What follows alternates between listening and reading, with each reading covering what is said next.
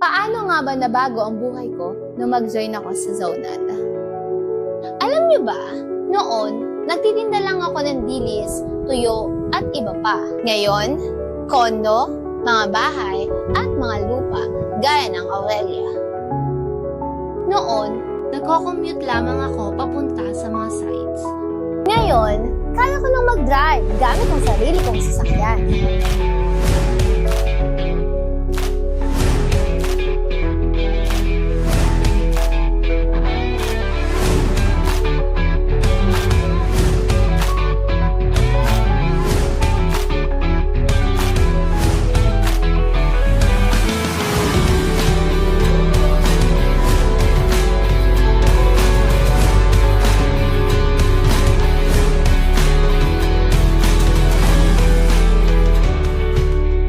Noon, mag-isa lang akong ahente.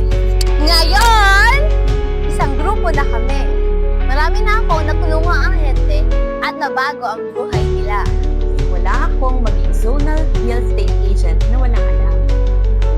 Sa tulong at guidance ng Team Heart, unti-unti akong natuto hanggang sa makabenta. Sumali ako ng zonal realty para magkaroon ng extra income.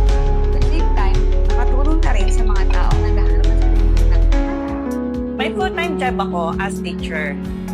Pero dahil gusto ko ng extra income, nag-decide ako na pagsabayin ang pagiging real estate agent. Awa naman ng Diyos, marami nagtiwala at marami na rin ako natulungan na patupad ang dream investment nila. Bilang isang housewife, gusto ko din na maging productive at the same time.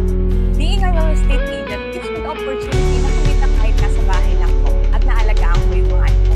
Iba yung self-fulfillment na kumikita ka and at the same time, makakatulong ka din sa iba. Dati, nagtitinda lang ako ng Avon products at ng kung ano. When my friend invited me na maging real estate agent, wala namang mawawala kung susubukan ko. Kaya nag-try ako, nagtyaga ako, nagsipag ako, at pinag-aralan ko talaga. By God's grace, consistent top seller ako na aming team sa unang taon ko pa lamang. Patunay ito na walang imposible sa taong sumusubok at hindi sumusunod. Mas maganda pa ito sa networking 100% legit. Kami mismo ang magtuturo sa iyo step by step kung paano magbenta. Para lang ito sa masisipag at handang matuto. Tandaan, sipag at tiyaga ang puhunan.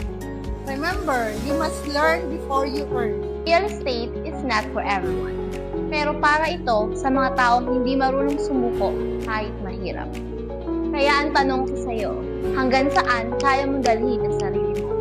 If you want to make a difference at gusto mong mabago ang buhay mo,